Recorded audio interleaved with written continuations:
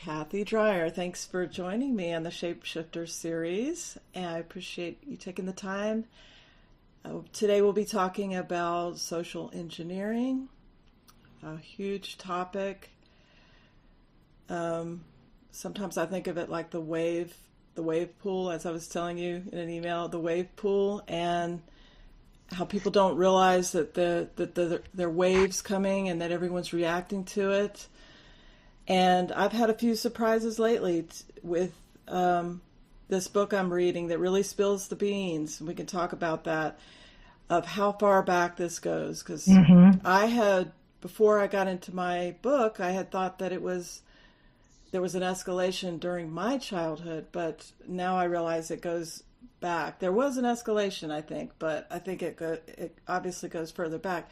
But can you, for people who are just tuning in, describe what is social engineering from your vantage point, and how can we see it in operation in our daily lives or in the media?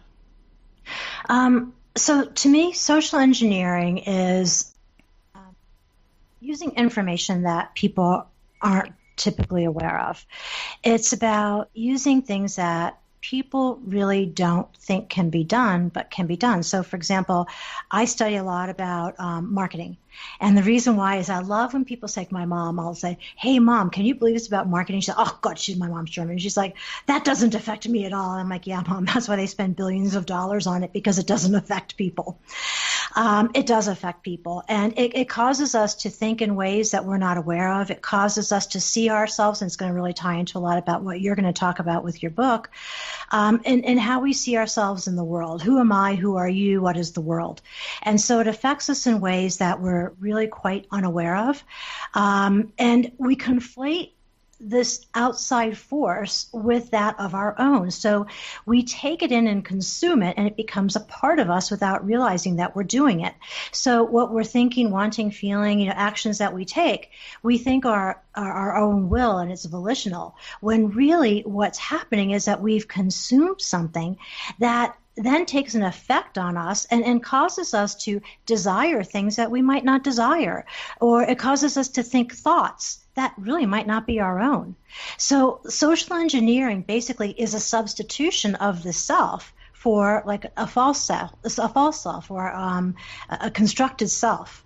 And it gets people to really not be authentic to who they are, but to create like this false self, to become consumers. So we think about, like, I've done a lot of series with Hans on cybernetics, and cybernetics is really about like to steer. Cybernetics means to steer. It's about information, the information age. People consume so much information in the terms of like symbols, sigils, colors, information in terms of music, sounds, reading. We don't even realize what we're consuming, and it's taking an effect on us. And so we're consuming more and more and more, and life is becoming, like you and I chatted before, like a Pokemon Go. Life is becoming like a video game. People are conflating what's not real with what is real, and almost seeming to prefer the virtual world for the real world. And so social engineering is getting people to basically substitute life for something that's man-made. Right, and the language of it, when I've looked at some of these, some of the social engineering writings, like Emery and Trist from Tavistock, they have their own language. Yes. And it's very complicated. Sometimes it's highly technical with diagrams and everything, but I try to look for where it's meeting us, real people, emotionally. And that's what I'm most interested in. And, when you look at something like a behavior that's compulsive, like bulimia, which I suffered with from the age 13 to about 19, as I wrote in the book, it's a very compulsive, it's a taking in and then releasing, it's mimicking something. And as I went on, I was still affected by, and as I wrote as I wrote the book, I realized that tension and release, like the binge-worthy culture, or it's binge-worthy, binge on this, and it's become way more of a this whole issue of triggering. There seem to be higher stakes than when I was growing up. Like there's the self-harming, there's the drugs that can take someone quickly over the edge. I think that when there was a lot more stability, this is back in the 70s and the 80s, we still had a sense of remnants of a community. And so there was something to hold on to. I feel like now you're immersed in it from the beginning. And if you look at Wi-Fi and these frequencies that are jamming your natural signals, your energy body, your nervous system, and then the idea of technology being, like you said, the Pokemon Go reality, being one with technology, and where this is all leading. I dream kind of a natural society, but what would that look like? The unengineered society. But right now we are in this society that, and in the language of social engineering, you see a lot relating to what you take in, like data in. Lately, I've been thinking of rest and digest. I have to remind myself to do that, rest and digest, to not just taking in. And so I think that, what do you think of this idea that we are encouraged to just receive and react? Absolutely. That's the name of the game, is to keep people so busy that they don't consider and reflect, because they're so busy consuming, and they're so stimulus ridden. So, when we were talking earlier, we were talking about like a disordered society. And that ties into something that I discovered very much accidentally. I had a book that I've had for years, and I walked by it, I'm like, And I started reading it, and Hans and I were doing some shows on cybernetics at the time. I'm like, oh my God, I realized what they did. They desired to turn our society into a schizophrenic society.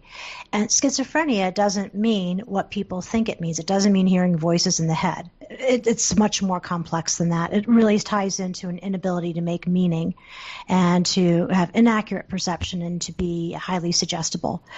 And so, to your point, that runs off of anxiety. And so what we're seeing is a very chronically anxious, regressive society with a lack of differentiation. And differentiating meaning I know where I end and you begin, and I can hold me and I can hold you, and we can interact without the blending and the enmeshing, which is what we're really seeing happening today. It's like people don't know where I end and you begin, or what feelings are. People conflate their feelings with facts.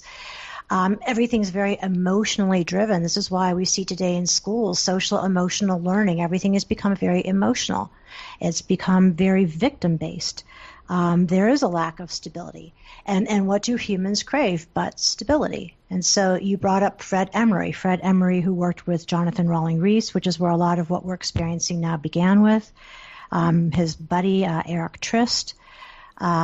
We have Paul Panjaro bringing this through today. It ties into something that's all around conversations for action, change management. It's permeated all areas of society. And we're surrounded by it, and so it seems like it's normal, but it's anything but normal. Well, and let me read a sentence here from this book. This is A Choice of Futures by Fred Emery, and it is to do with schizophrenia. It says, it occurs to us, and he's writing us because he wrote it with his wife, Marilyn. Yep.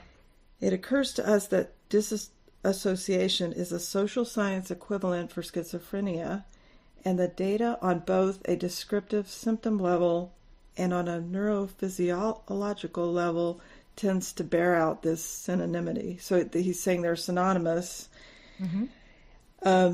So that really intrigues me, because when you look at how a lot of young people are describing what they're experiencing, and I did that this past year with looking at younger women that are experiencing what I did.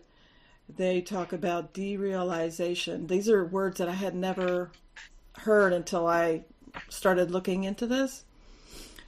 Derealization and dissociation. And so this whole book really is about television as a dissociative medium, and that he talks very openly about society being shaped by a bureaucracy of engineers, social engineers. And he calls them the mandarins a few times. And he also talks about the Brave New World Society, the creators of the Brave New World Society. This book is from 1976. And when earlier today I was looking on YouTube, and I saw how they have all these videos of people reacting to things. Have you noticed this? Like, kids do it. In fact, I have a younger friend, and one popular thing to do is for kids to watch like rap videos, whatever, and then have their parents come in and show their parents the videos. And then the parents will have this really strong reaction, and the kids think it's funny, and they post it all over. Because we're living in the world of the voyeur. People, are so disconnected, and yet they feel they're connected because they're connected through the internet. And It's a false sense of connection, which ties into what you were talking about, which is this whole thing of disconnection and disordered, which ties into something called disorganized attachment. And so when people have a disorganized attachment, they lack ability to have a coherent story in their mind. They lack coherency in their own thoughts, wants, and feelings. And so again, this makes them highly suggestible and easy to manipulate.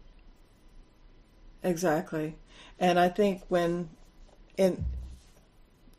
Emery, obviously he was at the center of things, but in the book he says that everything is known about television. They spent billions of dollars to see how children were affected by it. So if he acknowledged that it looked to him like the mandarins were going ahead with this way of shaping society. And one surprise I had was about my generation, a Generation X. I was, born in the late 60s, but because I had thought that we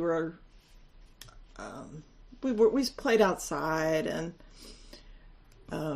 you had to look in the TV guide to see what was on and this kind of thing. So we weren't chained to media.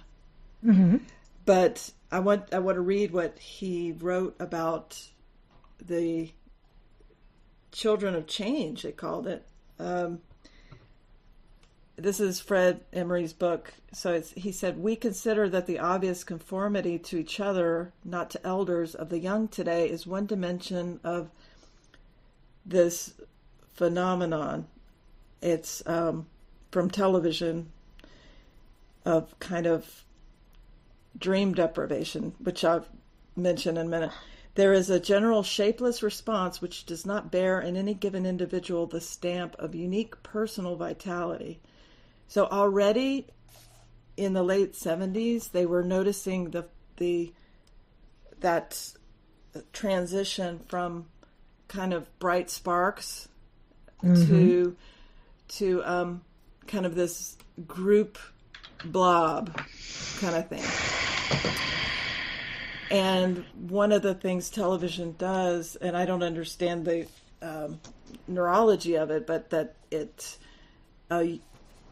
does take the place of your dreams, which is very strange and kind of surreal, because you're not dreaming. You don't have the need to work things out. Everything is packaged in a pre-digested form. Is the way they describe it. So you're not in the picture. it's a secondary reality. It's not about you. So when people discuss things that happen on television by the water cooler or whatever, they are working out a dream from the secondary reality that has nothing to do with them. Uh-huh. Yeah, and I know that there are other effects of television. Television is a little bit antiquated of a way to discuss it now because where everything is done streaming and but yeah, You know what I wonder about with TV, something really important with television is something called the flicker rate. And the flicker rate, depending on how they manipulate the flicker rate, can affect people's emotional state of being. One thing that happens with television was within the first 10 minutes of watching it, you drop from fast gamma brainwave activity down into theta. So you are in a state of hypnosis. So you appear awake. Like, have you ever seen somebody watching TV and you call them and they don't hear you and you're like, would you just answer me? And the person's like, what do you mean? I didn't even hear you. They're telling you the truth. They really didn't hear you because they were in a state of hypnosis. So what happens is that your access to gamma brainwave activity diminishes every time you watch television. And people who watch at least 30 minutes of TV a day or more have inhibited ability to reach gamma, which my hunch would be ties into dreaming. So when you're watching television, people have no idea of what it's doing. It also affects their ability to access, fast brain waves, which is really important.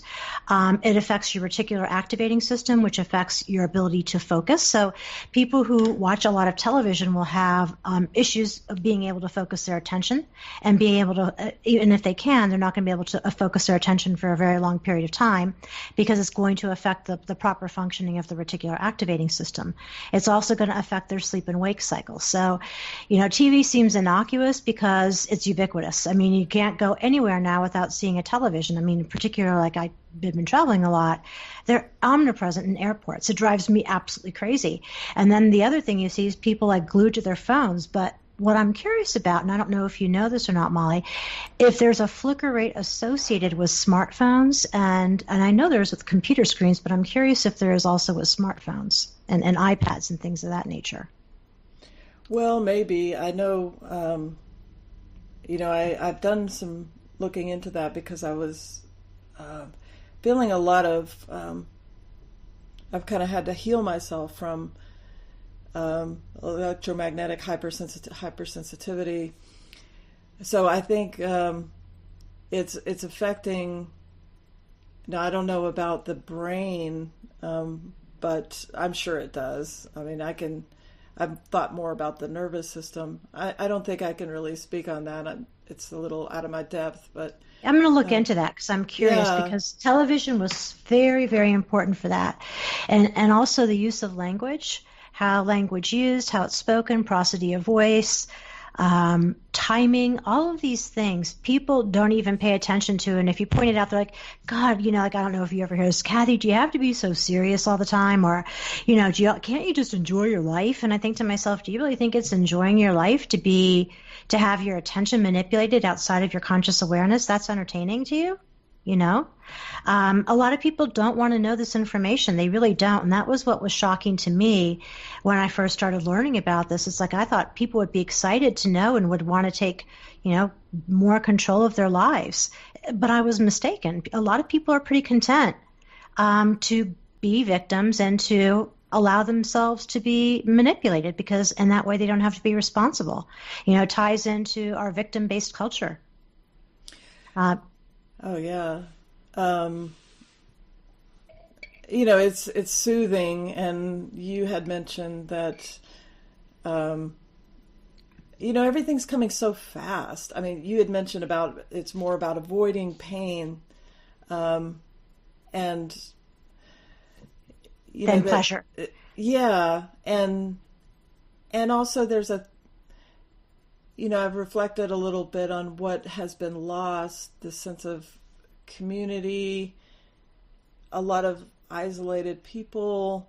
I think this ties in with eating because, you're like, sometimes I'll go into town into Savannah that's 40 miles from here, and everyone will be sitting in the cafe with their laptop, just looking at their laptop. And the one thing that I find kind of interesting that I think is a bean spiller in this book is about how people are no longer talking to each other. They're talking through this device, which is almost like an inter-office network where everything can be monitored. And the way out of it, it's awkward sometimes to talk in real life, but breaking that alienation and recreating some community again, like having real life be as vital and compelling as this secondary reality. I think they've made it very well. I mean, it's a drug, so you get addicted and then you're entertained. And with television, I was reading what you sent me about how your brain is tracking all this novelty, so you have to be alert. And there's all these new ideas, new shapes, new scenes, new people. So it's as if the analogy was sitting in a forest. If you hear a sound, you want to know what it is. You have to be alert. But we are not designed to be alert so much, like every few seconds, to see something new. Right, it's the cutting and panning of the television, and so it goes into the orienting device, which ties into Pavlov's work. Okay, so the basis of a lot of what's happening, and it's foundational, is the work of Pavlov, and it ties into the reticular activating system and hypnosis and the orienting response, and then that's a really big part of all this. I don't know if a lot of people realize that the first Macy conference was held on Pearl Harbor Day. I think it was 1942. And it was called the Conference for Cerebral Inhibition. And Gregory Bateson and Margaret Mead are being interviewed by Stuart Brand, and they're joking, and Margaret Mead says, "Oh, you mean the conference on not cerebral inhibition, but on hypnosis?" And they're laughing like, haha, inside joke. And so really what's happening is that people don't understand when they're hypnotized. We think of like a David Copperfield or, magician entertaining us. It's not. It's losing your eye. It's losing your sense of self and merging with like the herd, or losing your sense of self such that your orientation is outward. Like you were talking earlier about the sense of loneliness, which ties into David Reisman's work, which is really extremely important.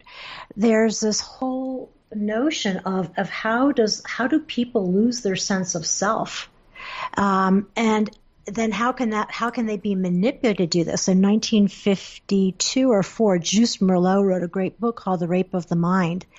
And he was speaking about this back then, that people are being manipulated to consider who they are by how they think other people think they are, right? So instead of thinking about who I am and being an individual, people are more concerned about how they think other people think they are. And that's really what has been phenomenally manipulated in this consumeristic world. You talked earlier about community and how communities put forth a sense of security and a sense of identity. Well, that's another big thing that was targeted. Margaret Mead, in an interview on called Lifestyles for the Future, talks about communes. We think about Osho and that show that's come back on Netflix about, his communes. This whole thing of communal living ties into the direction that we're being steered in, which is called communitarianism. And communitarianism is like globalism. It's the technocracy. It's about having people live in these mega cities in tiny houses collecting basic universal income connected to technology. It's transhumanism. And this is what the whole push is. This is what cybernetics is. It's about man as machine. These people really believe that human beings were like machines. This is a form of eugenics.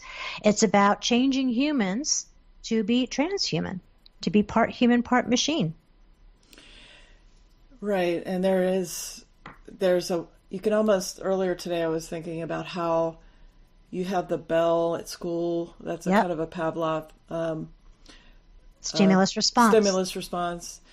And of course, Pavlov was working with dogs with food and getting them to salivate, even if they just to associate a sound with food. So getting a secondary association going that wasn't even the sight of food. Which is not being done with words. Exactly. And when you're talking about eating disorders, you can see how, because it's something we need to do anyway, and also there's it is addictive. There's food that's for some of the stuff that's put in it makes it addictive, and it's made in a lab to give you certain feelings. And so I think that there's a lot working toward this, with the double bind, if you want to jump to that, it kind of fits in here, I see, because you have, it's a binding into a stimulus response kind of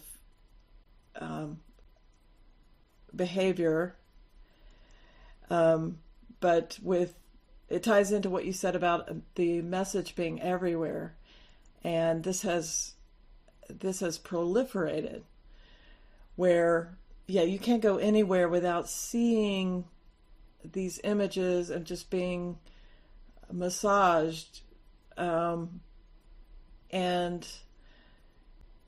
they're conflicting messages. Well, they're supposed to be conflicting messages is the ideal, right? Because it's a divided mind. And a divided mind is a disorganized mind. And it will feel normal to people because the more people are disorganized, the more that fractured mind is going to feel normal. It's the new normal.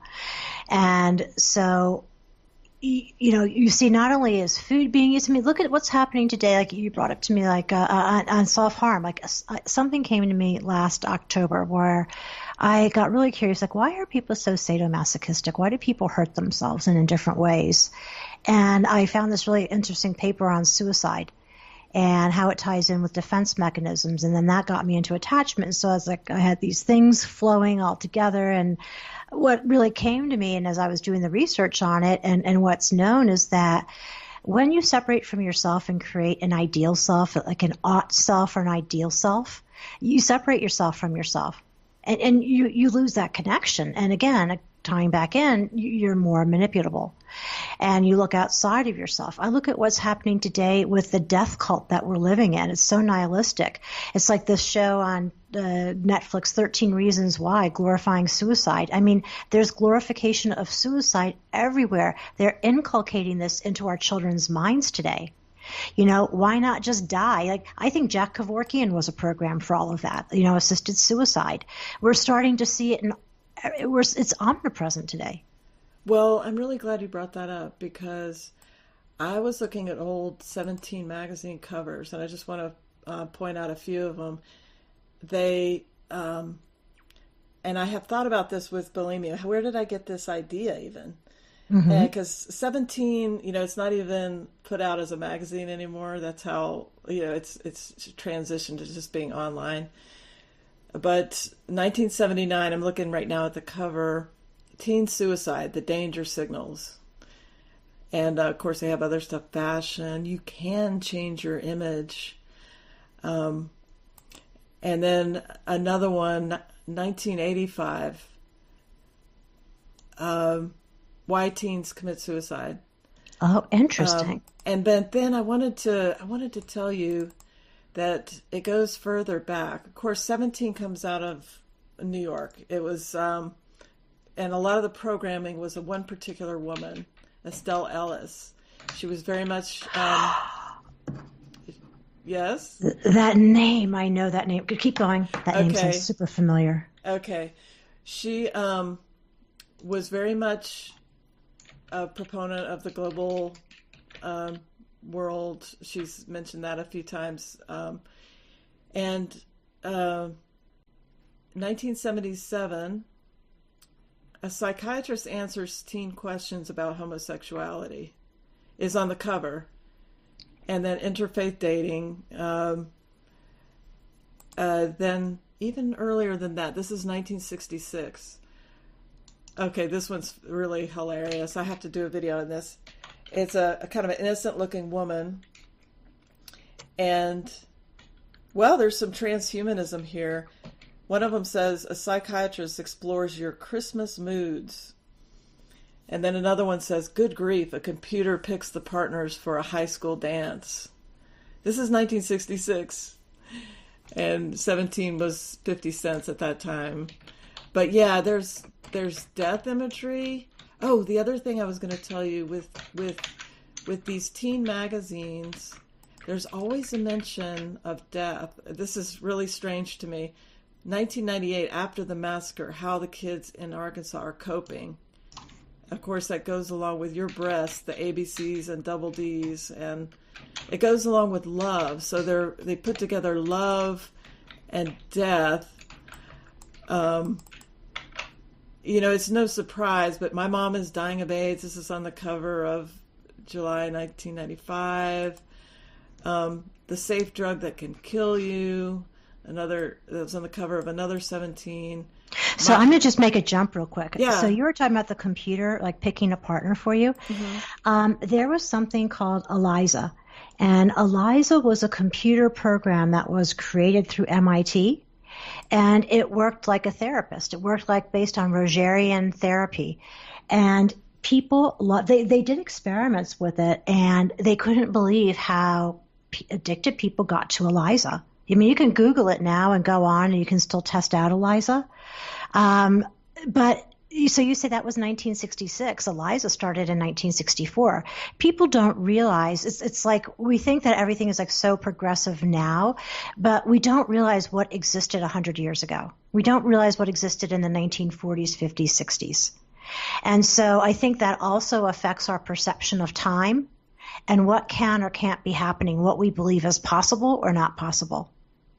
Well, and I think a lot of people don't imagine that there's a group of people that would do this. I think there's that, how they can be so organized. I think people can't believe it. It's like when you go back and I look at the Macy conferences, something that you brought up before about, and I'm not making any, I just want to say I'm not making any judgments. I'm just stating this is what it is.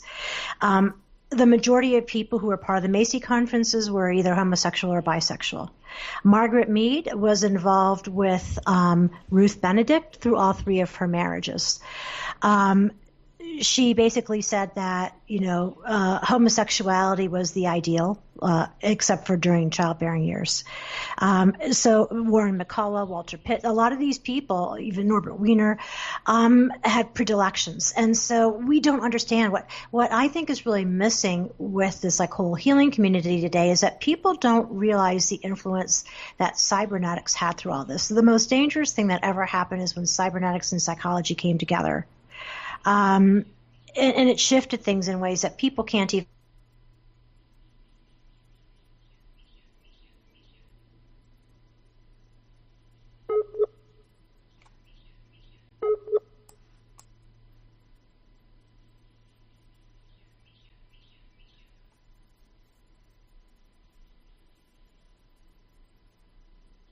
Well, I was talking about ELIZA, I believe, and we were talking about. Right. Mm-hmm. How long it goes back? It goes back a lot longer than we think it does. I have a thought today. Jonathan Rawling Rees in the late 1800s said that they were going to shape society through psychiatry. And he has books written about how they were going to use tactics used in the war on society. And it makes me wonder, what if, and I hate to even say the World War I, look at how they even phrase the wars. Mm-hmm. What if wars were really created as a form of, for many reasons, but maybe one reason also being studying people? Because studying shell-shocked veterans was a big part of social engineering, understanding how people respond to stress and trauma. Exactly. And I've heard that about Vietnam, that was absolutely. Why it was drawn out. I've read a book called William Sargent, Battle of the Mind. It's also a limited bean spiller. Hangout. Really? Yeah, but Okay. that he's an interesting character. But here's the thing: we do have to navigate those books, like books by Harry Stack Sullivan, Fred Emery. The thing about older books like that is there's more truth in them because they were so arrogant and they didn't think people would get it, or maybe they didn't realize that we'd be able to have access to those books today, and that people like us could read them and say, hey, wait a minute, this might mean something different than what people think it means. Well, it's funny you mention that, because in the book, the Fred Emery book, he's talking about how one maladaptive response that could come up is that people stop trusting and start creating their own media that's not reactive, it's creating. And that they're manipulating the knowledge stock, but it could lead to, when we realize this is happening, it conflicts with the idea of how we think of ourselves, like that we're living in a free society, and that will lead to suspicion and contempt of technocrats, academics, and governments, and organizing against Big Brother. And so it was all kind of, this is from 1976, so they were aware that of this possibility that people would wake up from the so-called ignorant society, which is kind of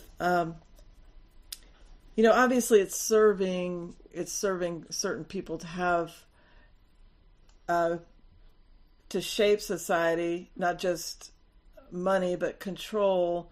And also with transgenderism, there is kind of a, there's some religious, maybe not religion's maybe not the right word, but these are felt beliefs, the hermaphroditic God and this and that. It's not something I know a whole lot about, but I do know that even transhumanism, moving toward a singularity and using people, I've thought about, all these dysmorphias, are they just to break us out of our body and reality so that then we can merge and serve in a different way, serve the system, as a hive? Absolutely, because think everything you said, something's important on systems and systems theory. Systems theory underlies all of this.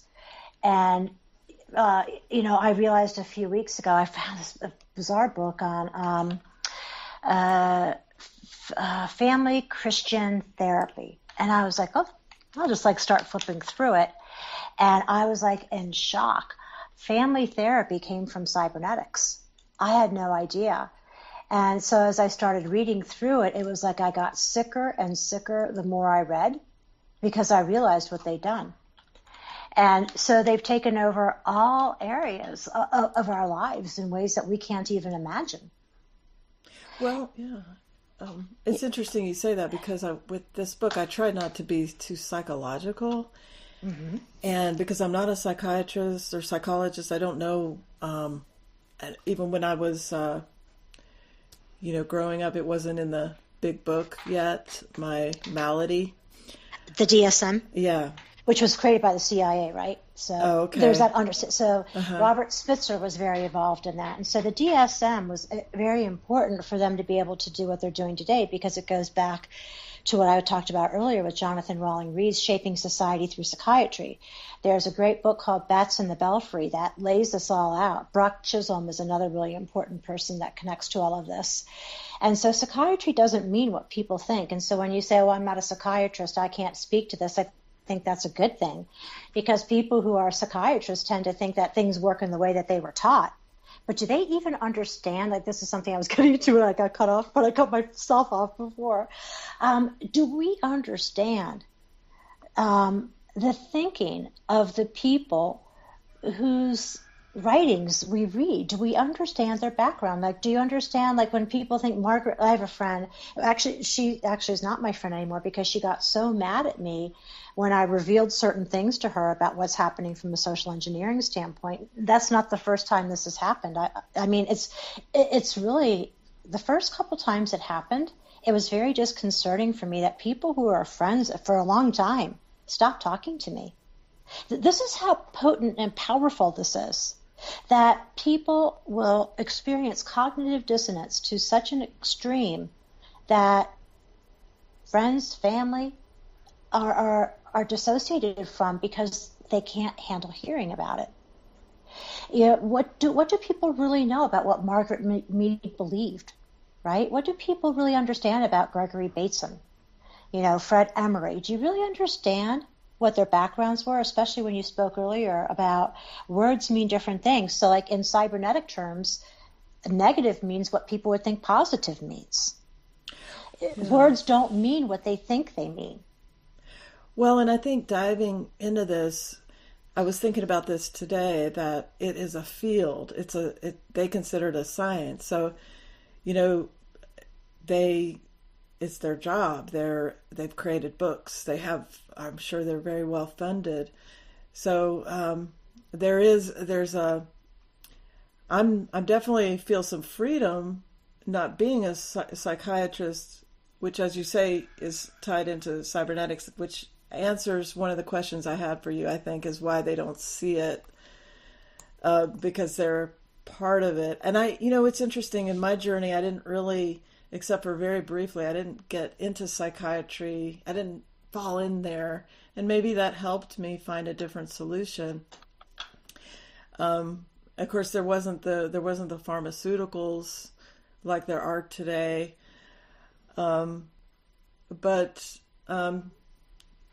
Yeah, I think it can be freeing, to see the structure. I've actually had that happen, what you're describing. I've seen the fear in people's eyes when you mention certain events that may or may not have happened.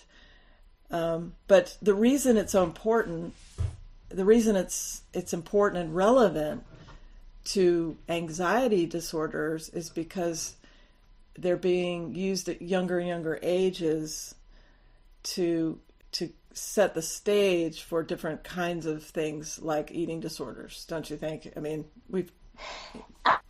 I think eating disorders come from attachment. I think that which is manipulated by the environment.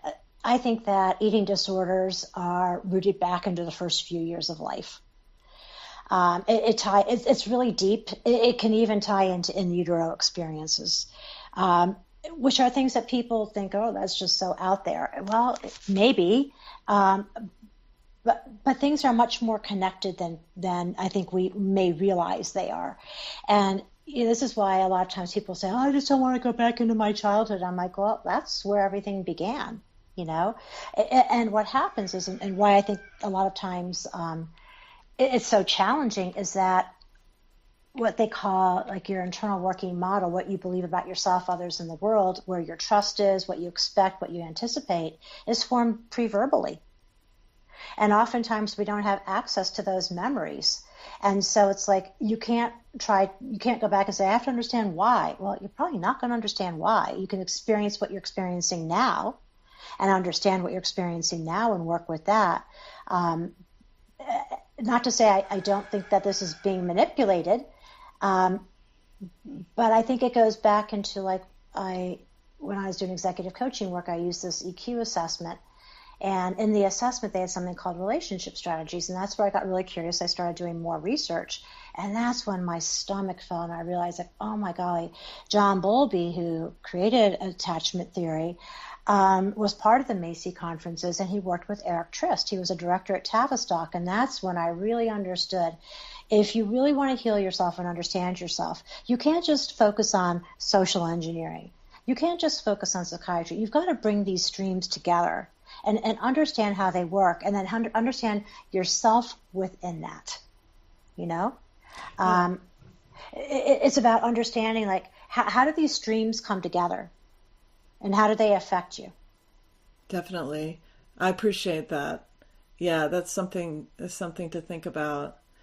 Um, there, of course, you're connected with your mother, the sustenance. How could it not be part of developing?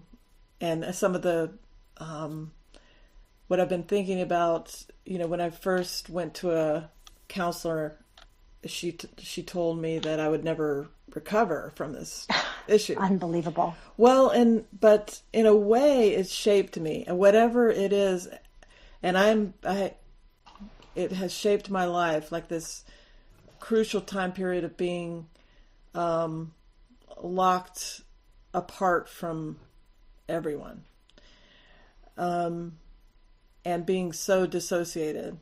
And that was not even a word that I knew back then, but that's kind of how I felt. But as you say, it does have roots that go deeper. And, well, it's fascinating. I mean, what would you say to what we're talking about is very kind of, the big picture. We've been talking about the big picture a little bit. And there's a big encouragement for people to think about media awareness, but how would you, this is a tricky thing because like you say, there's not the interest. People have to be interested. They have to, like for me to get to this far in what I understand about our reality has taken many different, almost like a lock system. So you can't, it's like you have to kind of go through these different steps, it seems. What are your thoughts on that? And what would you say about how we can increase awareness? Or is that even a goal? Is it just if people are interested, they naturally come to it? I think that it can't happen right away. It's a gradual process. The process, what we're talking about is like awakening. Is a term. And awakening takes time. You can't, it's like if I gave you a book and said, hey, Molly, here it all is, you'd read it, but you can't absorb all of it. Not you, me. I'll go back and read some of my journals from a few years ago, and I'm like, oh my God, I knew that back then. But I couldn't digest it. It takes time to digest it all. It takes time to see it in action. It takes time to see yourself. Like, it's one thing to know it. So, for example, like I went back into corporate for 6 months, and I'd been working as an executive coach prior to that. And it was like, wow, putting into action what I coach my clients around, and I did a couple of shows on it, wasn't always so easy. It's different when you're in it and you're putting it into action. It's different when you're living it. And so, to your point, there probably isn't like a super wide audience, it's like a Kim Kardashian type of audience that's going to be interested in this. It seems like a much smaller audience, because to really navigate this, you can't just look outside of yourself. You have to look at yourself also. So like what I see like on Facebook, there's so many people who consider themselves truthers and they're awake and they're so busy, revealing what's happening with the Illuminati and the banksters and all of this stuff. And it's like, well, what about you? How are you showing up? What are your relationships like? What is your relationship like with yourself? They don't go there because they're so content. They don't realize that they're just caught in another trap in the labyrinth. And the thing is, actually, to think that they're awake actually makes them more asleep because they think they know things they really don't know. Well, and that's one of the, I want to read this quote on the back of this book that I just found today, and I think you'll like it. It has to do with Facebook, too. Okay, this is Fred Emery's book, and this is on television, but this is like the summary of the book. It appears that within tens of seconds, that's a strange way to say it, within tens of seconds, the normal... No, it's important. No, that type of stuff's super important. Yeah. Could you read specifically how it says it? Okay. It appears that within tens of seconds, the normal human brain ceases to critically reflect upon and analyze the incoming television message. Regardless of its content, the response is primarily attitudinal, like not like. Mm-hmm. So I was thinking about how everything is just like and not like, or well, there isn't even a not like button on Facebook, but um, this it really takes you off the hook of being responsible. You add your stamp of approval, your like. And then another one here, television appears as a powerful medium for communicating, quote, knowledge of, informing, but remarkably deficient in communicating knowledge about enlightenment. So I think there are a lot of people who think they know a lot.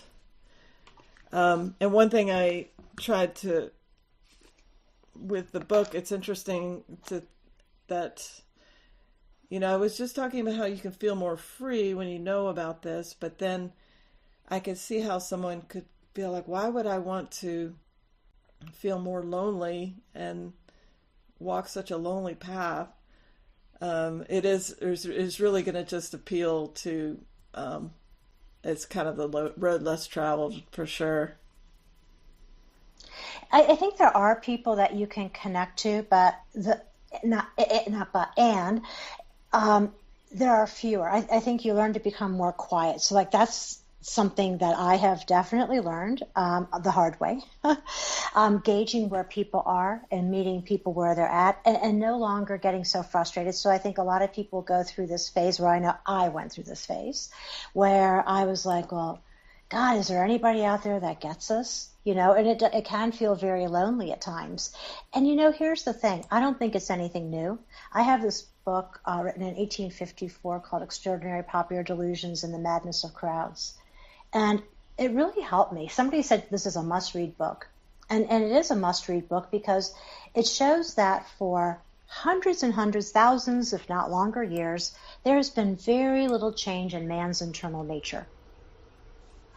And what we're seeing now seems so much faster, and well, it probably could be because of technology, but it seems so much bigger than it really may be. But this is really the way it's always been. I think if you go back and you read older works, it's nothing new that those who were more competent could assess that many people don't get it and they don't want to get it. The game changer is with technology. The game changer is that technology is changing it. TV was one thing, but now we're seeing much more invasive forms of technology. I mean, technology that can change us without our permission. God knows there's probably going to be like little drones flying around that look like bugs that are doing things to us. I mean, who knows? And I think that is part of the game changer. But I also think that when we feel like people just aren't getting it, I don't think that's anything new. Yeah, and what would you say about this question of, because I don't see a lot of this discussed when in these different communities of therapists and psychologists, counselors. What do you think that some of them know and they're okay with it? Like my sister-in-law, I was talking to her about it, and she said that she was perfectly fine with social engineering. I'm not sure if she knew exactly what I was talking about, but yeah, I had a real falling out with them over a few things. People are so emotional, to get back to what we talked about in the very beginning, and so there's this word triggered. Are you, everybody's walking on eggshells in a. That's a victim consciousness. Absolutely. Mm-hmm. Yeah, I posted something about this yesterday. Let me see if I can find it real quick. It's really, it's quite stunning because we live in a victim-based culture. So are you familiar with the term the drama triangle? No. Okay. So this is something that came out of the work of Gregory Bateson. And it came out of the double bind. So the drama triangle ties into the double bind. Schizophrenia really is rooted within the double bind. So family systems, and so again, you see family systems theory of what they did. So people like Murray Bowen, really important in family therapy. Sal Minichin, very important. Carl Menninger, Bateson. All of these cyberneticians were super interested in schizophrenia. And they studied schizophrenic family systems. And at the Menninger Clinic, Murray Bowen actually lived there, and they had schizophrenic families living there, and they would study them. So the whole thing about observation is very important. And so they studied these systems, and I think what they did is they studied them, and then they began to introduce them as to the new normal in society. You know, we started to see it coming out in TV and in music and magazines. And so what they were doing was creating normal being schizophrenia. I mean, Erich Fromm said that Homo sapiens is insane. And, you know, like when you think about Aldous Huxley writing in A Brave New World, do you want to live in the world of the insane or of lunacy? They all knew this. They despised human beings. And so, you know, like when you talk about your sister-in-law saying that she's okay with social engineering, it completely ties in that she's not the exception, unfortunately. Because the thing is that to do this and to go into double-bind communication, it's to be kind, to be good, to be a good person, is to allow everything. It ties into Marcuse's work, you know, on politically correct, goes into the whole thing of the Frankfurt School and cultural Marxism, using the culture to shape society, to get people to focus more on what's outside of themselves, to be good people, to allow everything, tolerance and PC. Right? So people won't be able to discern what's good and bad because everything's good. There's no bad. Well, yeah, there is bad. And so people no longer get it. And they almost feel like being a victim is wearing a badge. So I wrote yesterday, this came from the work of Bradley Campbell and Jason Manning. A culture of victimhood is characterized by a concern with status and sensitivity to slight, combined with a heavy reliance on third parties. People are intolerant of insults, even if unintentional, and react by bringing them to the attention of authorities or to the public at large. Domination is the main form of deviance. Victimization is a way of attracting sympathy. Instead of emphasizing competence, strengths, or inner worth, the aggrieved victim emphasizes oppression and social marginalization. Yeah. So we see this by people being offended today. Oh, I'm so offended. Well, what are you offended about? You know, put your big boy or big girl pants on. You know, I mean, what's happening is that differences are turning into conflicts. You know, you owe me an apology. No, you owe yourself an apology. You hurt your own feelings. I didn't hurt them. I'm not in your body. Well, and it gets to that reacting too, doesn't it? It's like a child giving over your responsibility to manage your own feelings and grow out of whatever it is you're experiencing based on someone's reaction. Because isn't that the old way of looking at it? Like, you know, sticks and stones. I'm not gonna. That's your problem if you think I'm that way. So, but if you're defined by other people, that's not going to be a place that you're going to be able to go to, because the infantilization of adults requires you to change for me to be okay. So it's not enough that I can't say sticks and stones. It's like, no, you better take it back. That's your fault. You made me mad. It's like I worked with a client once who was telling me, my husband made me so mad. I said, really? Was he in your body? He made you mad? Who made you mad? She got mad at me. Yeah, that's a good point. And I noticed that they're trying to change the ideal of, like, there's this talking about this victim society, the fat phobia, which is kind of, to me, a new term. And I don't want to, you know, coming from issues with food, I'm not judging here, but I'm saying that instead of, there's kind of this, the way they're going about it, they want you to change how you see beauty. So, but they're doing it now. Look at Sports Illustrated for 2019. Exactly. Hunter McGrady, I'm sorry, I posted something about, she is obese. And I had somebody say to me, how can you tell she's obese? And that goes back to what I just said about a victim. Do I need a third-party expert to tell me what what she is because I can't discern it myself. See, people, this is what victims do. I've had people say, you're too certain about yourself, Kathy. And I'm like, what? I mean, do you research as much as I do? I read, I reflect, I can learn. And it's like, well, we can't know that truth. And I'm like, well, maybe you don't think you can. I can. I can discern that somebody who is that big is overweight, or obese. And so have you noticed how they're starting to shift this? See, you have to pay attention to like what they're doing, because before it was anorexic models, right? Right. And now you see all the shapewear stuff, right? It's like, hey, I could be like 250 pounds and whatever. And I'm not saying, believe me, I've had food issues in my life. I've had body image issues too. The thing is, though, if we're saying all of this goes, well, what about the health risks that are associated with it? There's more to it than that. And so people are it's like the next shiny object that's out there. Everybody's talking about Sports Illustrated. Then they're going to create something else, and people are going to talk about that. And people are so busy consuming the next thing they put out there, like the women who are wearing all these crazy things at the Met, men dressing like women, Harry Styles wearing, a woman's blouse. It's like, so what? Who is this person to you? Who are they in your life? What about who are the people close to you? Do you spend that much time with them as you do perseverating on all of this other stuff?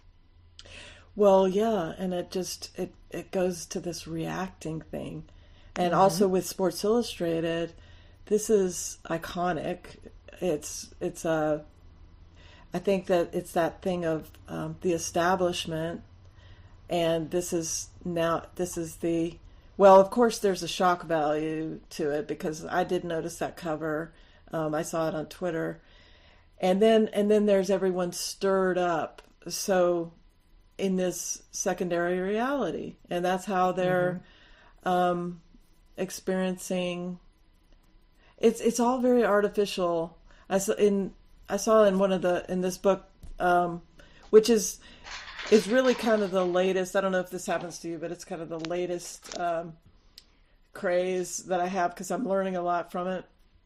And talking about information is not something outside yourself. It's not something out there. It's like that it's all being interpreted. It becomes part of you. Yeah, it becomes part of you. Mm-hmm. But it's like you have a way you can interpret. You can discover the truth based on facts.